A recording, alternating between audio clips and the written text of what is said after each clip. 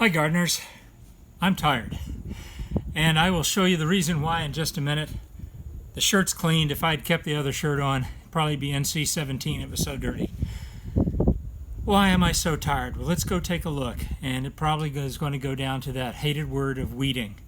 Remember, I've talked about siege warfare weeding when you have rhizome-based weeds such as crabgrass. And let's go take a look at what's happened, and then we'll take a look at some problems that we have with squash plants, all right?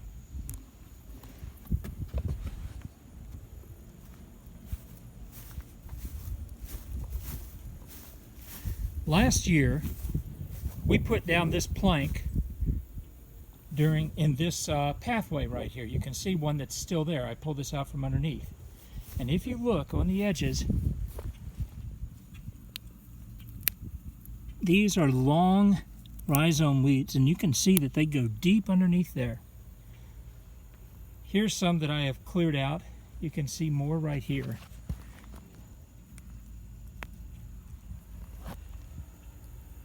It's an easy 12 inches. Well, some of them are worse, much worse.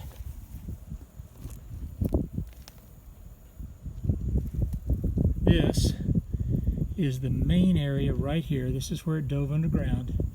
So that broke off, means there's more underneath there. And that is one system of weed root. Bit over 2.5 feet long. But think about how much of the plant's energy I just pulled up in that root there, which could easily be the entire growing season gone. Here's more. This is pretty classic, 12 to 18 inches, and each intersection, as we've talked about before, is a potential new plant that will come up. So I feel pretty good about this pile here. We're going to take that over to the burn area and burn it. And that I'm pretty happy with. It doesn't get rid of them, but it sure has crippled them. And as you can see, I've gotten the edge of the bed clear here. A little more work to do. Honestly, I'm tired. Might have to wait for another day. In our butternut squash, we have massive numbers of squash. Here's a baby right there. You can see mature ones underneath.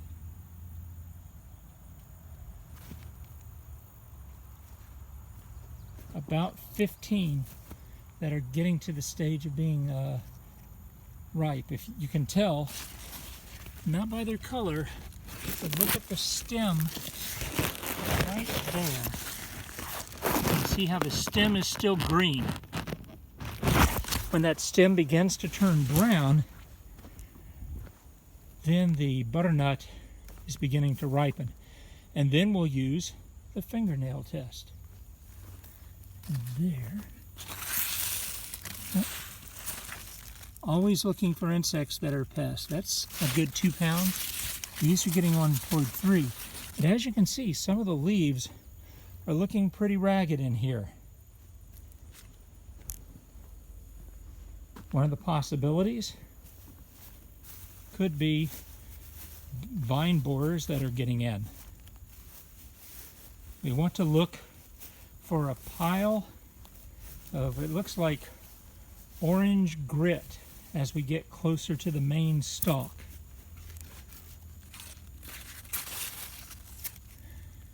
Here's the main stalk, and I don't see any.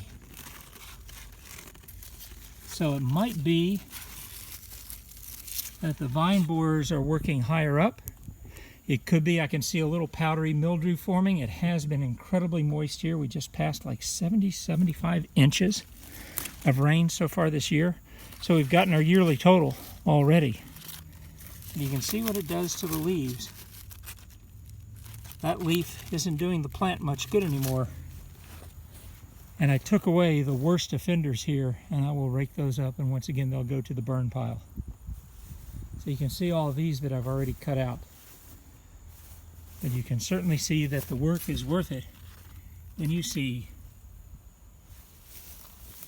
squash after squash after squash. after squash after squash. This is one plant. So go ahead and take off leaves like this, not doing a thing for the plant and just offering bugs a chance to eat on things. Okay? Clear away the bad leaves. We have been harvesting a lot from our summer squash. There's another beauty right there. Let him get a couple of inches larger.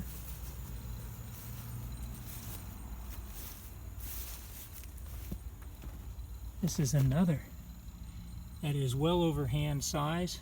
If you like them young and tender, that would be perfect for chopping up and sauteing. Oh yeah. You can see a new one in there. See him? Oops. There he is.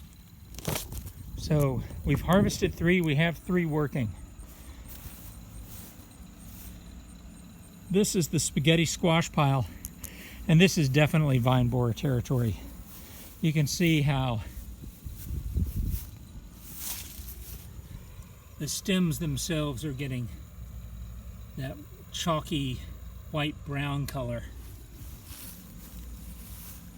We have more than one plant here. That's to our advantage. But there's what it looks like. You can see the slits and you can see the dried junk there from them. So what's the solution? Well, we certainly want one because we have nice spaghetti squash forming.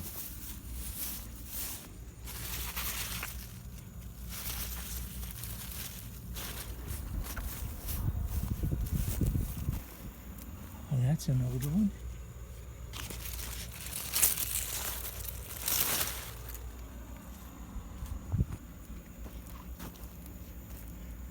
And there's the one most mature, right there, and a new one. So the plant is still trying to reproduce. So what we're going to do is go look for our BT spray. A lot of people will talk about injecting BT spray using a plastic syringe that you might find in chemistry kits or something like that. We mix our own up, almost done. To give you an idea, a quart bottle pre-mixed of BT spray will cost about $7. But this mix, the concentrate that'll make 8 gallons, costs $14. So you can do the math. So what I'm going to do is I'm going to find that slit.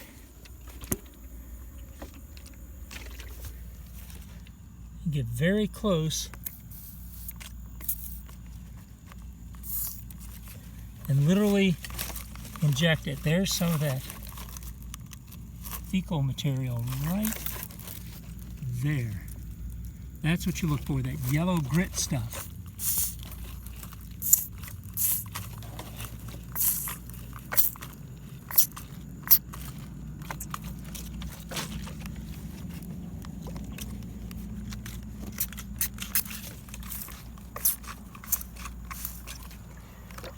What I'm hoping is that we will give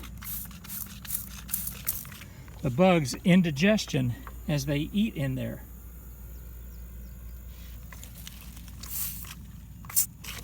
And I'm just kind of shooting a stream up there, and I hope it will go up far enough.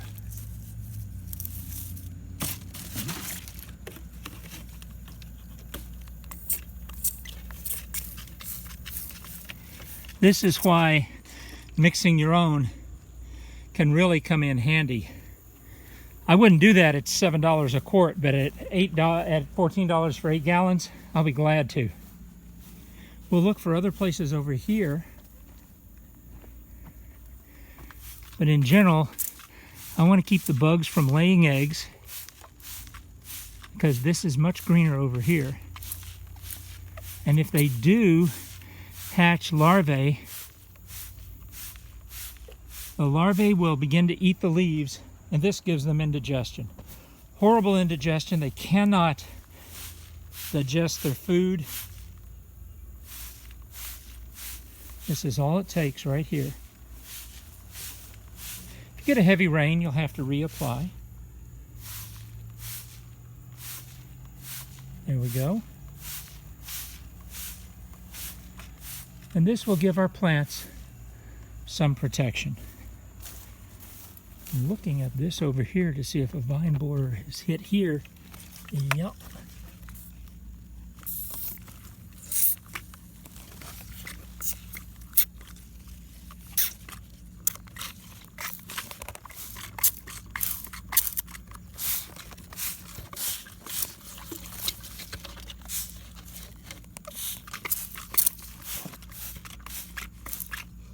So, I've laid down a pretty good coating there. You can see I've got a brand new one in, some brand new ones in there. I want to keep the plant alive for them. It is not dangerous to humans or any mammals. As a matter of fact, it's listed as organic, and you can apply it on the day of harvest. So how does the harvest look? There's a good large one, a medium size, slightly larger than my hand, and this is a magnificent small one. Oh, that'll be good tonight. The BT spray is good for just about any crop where things are attacking leaves. We were down to sometimes only 6 to 10 bean harvest, and as you can see, we're up to almost a half a pound here. The last of our shallots are gone, and these are more of our boxcar willies. They do get beat up a little bit, but they can resist bugs. We'll just cut that off. The inside's wonderful.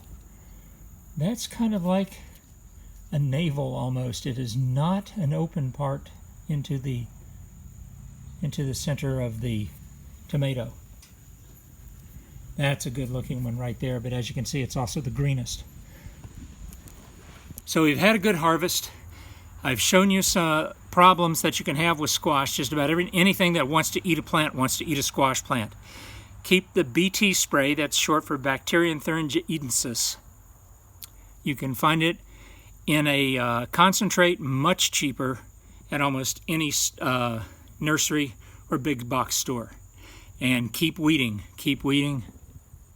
Look at that pile there. All right, folks, keep at it, and remember, you can grow your own food.